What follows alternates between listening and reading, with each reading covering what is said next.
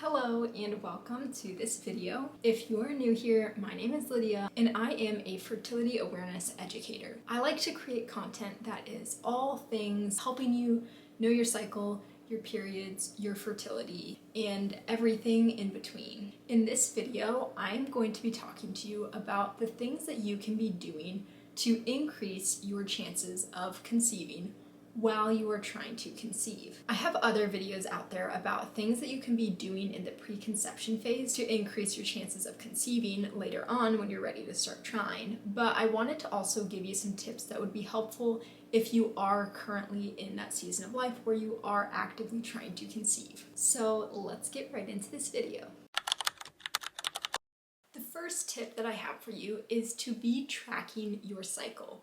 There's several different ways you can be doing this, and I'm going to give you all of those steps. One of the simplest ways that you can track your cycle to know when you're ovulating to increase your chances of conceiving would be LH testing. LH testing involves using urine tests that test the LH in your urine. They're really simple and you can often get them in bulk on Amazon. The way that you would go about using these is you would start taking these on day 7 of your cycle, and you would take one every day, or as it's getting closer to ovulation, you might want to start taking it twice a day. And then once you get an LH peak, you know you will probably ovulate the next day. These tests can be a very helpful tool to help you pinpoint when ovulation is happening so you can time intercourse more correctly, and are really helpful if you have no prior experience tracking your cycles and your ovulation. One thing that I will say about LH testing is it's not going to work for everybody. Especially if you are someone who struggles with PCOS, you may get multiple LH surges or not really get a good LH surge, and it might make this really confusing and stressful. So if this is not working for you, then you can pick a different method of tracking your cycles. This is definitely not the only way to do it. I do want to add really quickly that I have a video course that I go into depth teaching you exactly how you can track your ovulation, and I go into more depth about how you can utilize these and other tools specifically to track ovulation. I will have that linked in the description of this video. The next thing I'm going to talk about when it comes to tracking your cycles is basal body temperature. Tracking your basal body temperature is a really useful tool to tell when you ovulated and to help you confirm if ovulation did happen. I use the Daisy thermometer, but this one is a little bit pricey and not necessary. You can find one on Amazon for $10.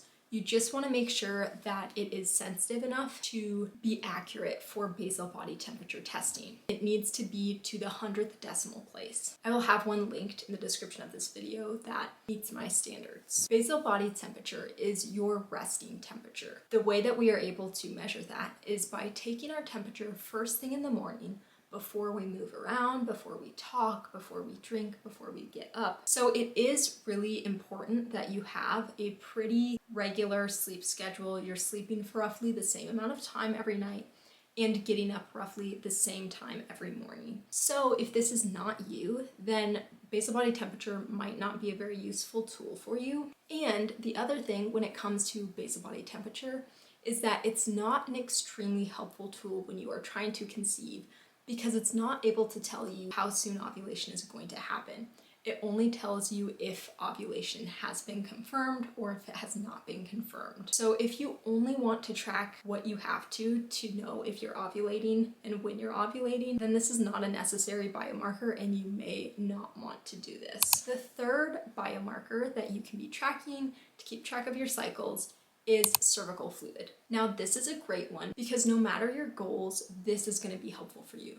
If you are trying to avoid pregnancy, it's helpful for you. If you're trying to achieve pregnancy, it's helpful for you. This is able to tell you if ovulation is going to happen soon, unlike the basal body temperature. The way that you are able to know if you are fertile based off of your cervical fluid is if you are experiencing a cervical fluid that has a sensation that is either moist or slippery, or if there are visual characteristics such as a stretchiness that might be similar to an egg white, or clear and maybe even watery, that means that you are fertile. And the more you are making that observation in a day, and the more stretchy or watery or clear it's getting, the closer that you are to ovulation. I go into a lot of depth explaining the different types of cervical fluid in my video course, so I do recommend that to you. But this is a really helpful tool to know when you've entered the fertile window and if ovulation is close to happening. Using cervical fluid and LH tests would be a really great tool to help you make sure that you are timing intercourse correctly. The next one that I want to talk about is make sure that you are taking a prenatal. Ideally, you would be taking a good quality multivitamin for at least 3 months before trying to conceive. But at the very least, you want to get on a prenatal once you are trying to conceive. And I highly recommend that you have your spouse get on a good quality multivitamin as well. We don't want to neglect the sperm health. That is a very, very important component of this whole process. So we want to make sure that that is being supported as well. In addition to good quality multivitamins, there are other supplements out there that are really good for increasing egg quality and sperm quality. If you have read the book, It Starts with the Egg, then you know this. If you haven't read that book, I highly recommend it. Some of my suggestions are kind of based loosely off of that book's suggestions, and I just really love that book. It gives you a really good deep dive into understanding different supplements you can be taking and why. There are 2 really cool supplements that the Needed brand offers that I'm really intrigued by.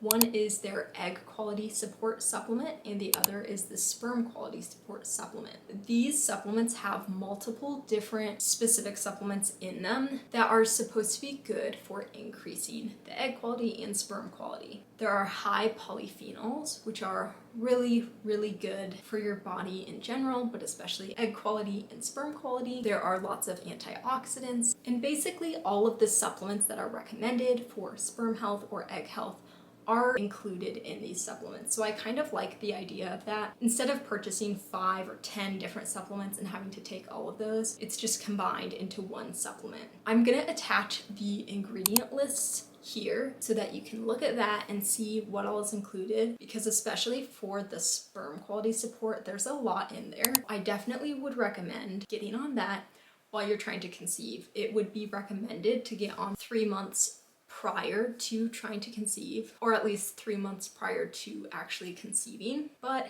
if you're trying to conceive, you want to be doing everything that you can to increase your chances, then it's not a bad idea to try these supplements out. If you don't want to invest in these somewhat expensive supplements, you can also look into just a single ingredient supplement like CoQ10. That's something that's often recommended for both sperm quality and egg quality, so you can both be taking that one. And there are a couple of others as well, but I highly recommend that you read the book It Starts with the Egg if you want to get a good idea of the different options out there and what would be most beneficial for you individually. This is just a really specific point that I wanted to make. But the third little tip would be to make sure that you switch out your lubricant if that is something that you use. There are fertility-friendly lubricants out there, such as Pre-Seed, and I believe the Frida brand has one as well. But there's lots of options out there. Amazon, even going to CVS, you should be able to find something. Lubricants can dry out and kill sperm, so you just want to make sure that you're not doing anything that is going to decrease your chances. Any possible area that we can increase chances, you're going to want to do. So this is just a random specific thing that you can make sure that you are doing. The fourth and final thing that you could possibly try to increase your chances of conceiving is something called the Mucinex Method. Now, this is something I want you to take with a grain of salt and do your own research, talk to your doctor, and figure out if this might be something that could help you before you just jump in and try it. So the idea of the Mucinex Method is for women who have a thick cervical fluid. The Mucinex Method is supposed to work to thin their cervical fluid so the sperm is able to get through it more easily. Right off the bat, this is not going to work for you if you don't have this problem. This would only theoretically work if you have a thick cervical fluid. The way that you can kind of do your own research to see if this is something that might help you is to start tracking your cervical fluid And when you are in your fertile window and around ovulation time, start observing what your cervical fluid is looking like.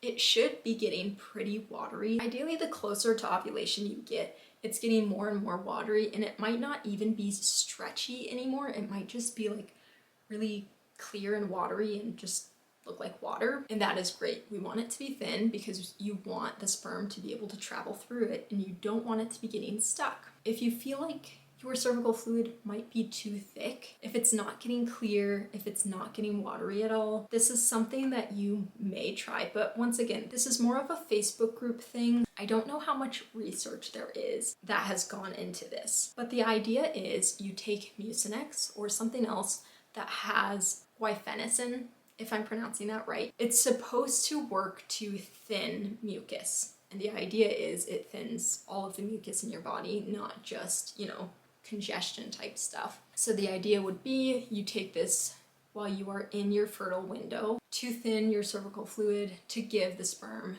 more of a chance to make it through the cervical fluid. But once again, I cannot stress enough, please talk to your doctor about this and make sure you figure out if it actually makes sense that this could help you, because if you don't think that this is a problem that you have, then it's probably not going to be helpful for you.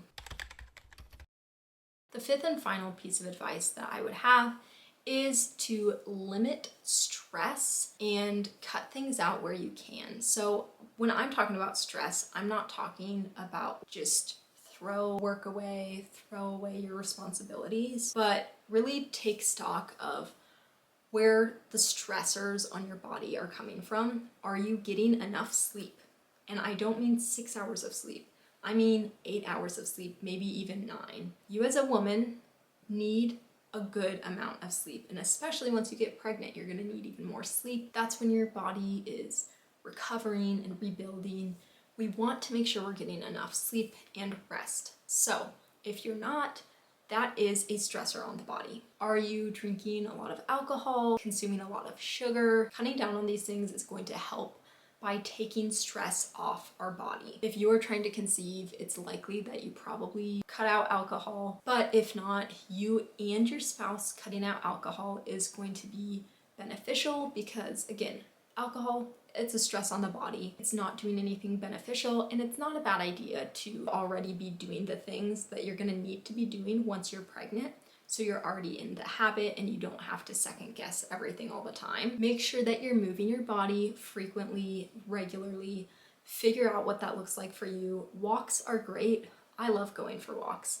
And I think that can be an easy thing to start incorporating in your day. Again, all of these are for both you and your spouse, not just the woman who's going to be carrying the baby. Sperm health is super, super important and an important part of this whole picture. So he needs to be doing all of these things as well. This needs to be a team effort. I'm not going to spend a ton of time talking about this because all of these things are essentially the things that you know you should be doing.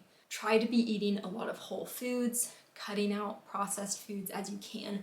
I always like to think about this as adding in as many good foods as you can, and it crowds out the bad foods so you don't have as much space for them. You don't have to cut out every little bit of sugar from your life, but you want to start pushing away the things that are adding stress to your body. Caffeine is also one of those, especially if you are someone who drinks a lot of caffeine, multiple cups of coffee, energy drinks. Try to start cutting down on that. It's going to be beneficial for your cycle health, and then in the future you're going to have to cut down anyways once you get pregnant. Alright guys, that is all for this video. I hope this video helped you and gave you some new ideas. I try to not just talk about the things that you likely have already heard or could easily find off of Google, so I hope there were a few new bits of advice for you. If this video was helpful, I would love to hear from you. I would so appreciate if you commented on this video and liked this video. It all helps me so much, and I just want to make sure that I'm putting out content that is helpful for you. So if there is anything that you would like to see from me, I would love to hear any video ideas that you might have for me. Thank you so much for watching this video. Bye.